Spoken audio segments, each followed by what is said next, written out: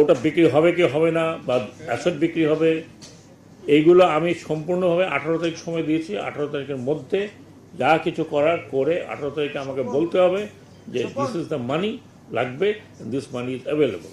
সেটাও না, সেটা এখন পর্যন্ত বলতে পারবো না।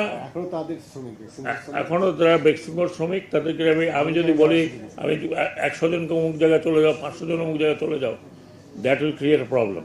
বেকার হতেও না, বেকার আমি মনে করি না সাথে সাথেই বেকার হবে এমন না, কারণ এরা কিন্তু স্কিল লেবার এবং আমাদের গার্মেন্টস সেক্টরে বহু থেকে 5 থেকে 6-7% কিন্তু ডেফিসিয়েন্ট আছে, অ্যান্ড দে আর স্কিল্ড। আমি বলবো না যে তারা নতুন, দে আর স্কিল্ড। কাজেই স্কিল্ড লেবার যদি আমরা তাদেরকে বিদায় করি, then you will find a lot of people are gone. এরই মধ্যে হয়তো আমি জানি না, আমাকে একটা রিপোর্ট বললো অনেক বন্ধু অনেকে চিটাগাংয়ে চাকরি খুঁজে পেয়েছে।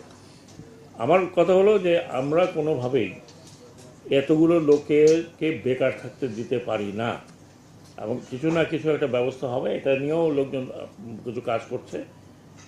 বেশ কী বলে আপনার ইপিজেড আছে, বিডার মাধ্যমে কাজ হচ্ছে।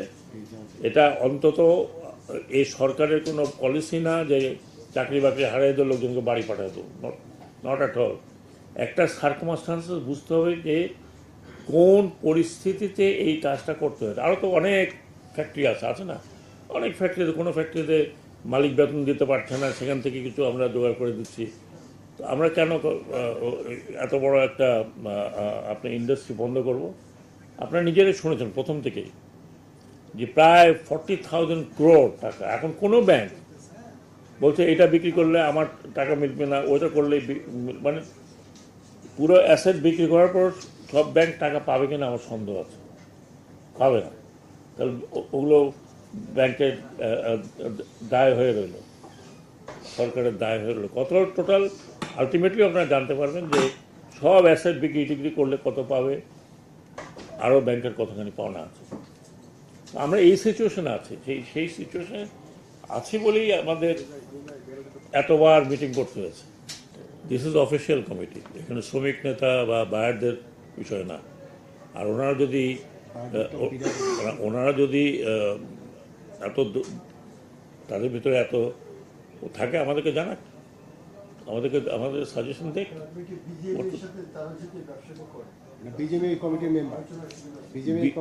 এইটা নট ইন দিস বিজেপি কমিটিতে একজন আছেন, বিজেপি আজকে বোধহয় উনি আসেন নাই, আসতে পারেন না, যেহেতু ও আছে বিজেপির মেম্বার আছে।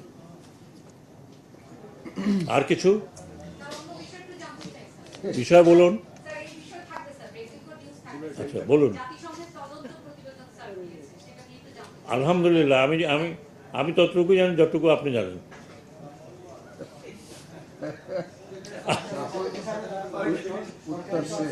জি ভাই, এগুলো শোনেন, না এক মিনিট। আমি দুটো মন্ত্রণালয়, শিপিং, শ্রম মন্ত্রণালয়, এখন এই মুহূর্তে আমরা সব এঙ্গেজড যে আইএলও মিটিং আছে সামনে। আমাদের শ্রমিক এবং মালিক সরকার নিয়ে কালকে আমি 5.5 ঘন্টা মিটিং করেছি শ্রম ভবনে। তারপরেও আরও ফার্দার মিটিং করতে হবে। আমার মাথার মধ্যে তো এখন মানে এগুলি ঘিসঘিস করতেছে। তো আমি আপনাদের মতো খবরের কাগজ পড়ি, শুনলাম যে আয়নাঘরে গেছেন, ওটা তো আমি এখনো পড়ি নেই ডিটেল দিয়ে কী দেখলেন কি না দেখলেন। তা আপনার কাছে ম্যাডাম আমার অনুরোধ, যারা গেছেন তাদের কাছে যান, তাহলে আপনিও জানতে পারবেন, আমিও জানতে পারবো। আমি জাতিসংঘ, হ্যাঁ জি, আই হ্যাভ নো আইডিয়া। এক ঘন্টা আগে যেটা রিপোর্ট লাইভ করছে সব দেখেই শিওর। শোনেন, আমি একটা কথা বলি, আমি তো রিপোর্ট দেখি নাই, আমি তো বললাম আমি as far as I am concern বিচার হবে, সে রিপোর্ট ও নো রিপোর্ট। জাতিসংঘের রিপোর্ট হলেই যে বিচার হবে, না হলে হবে না, এই কমিটমেন্ট তো আমাদের নেই।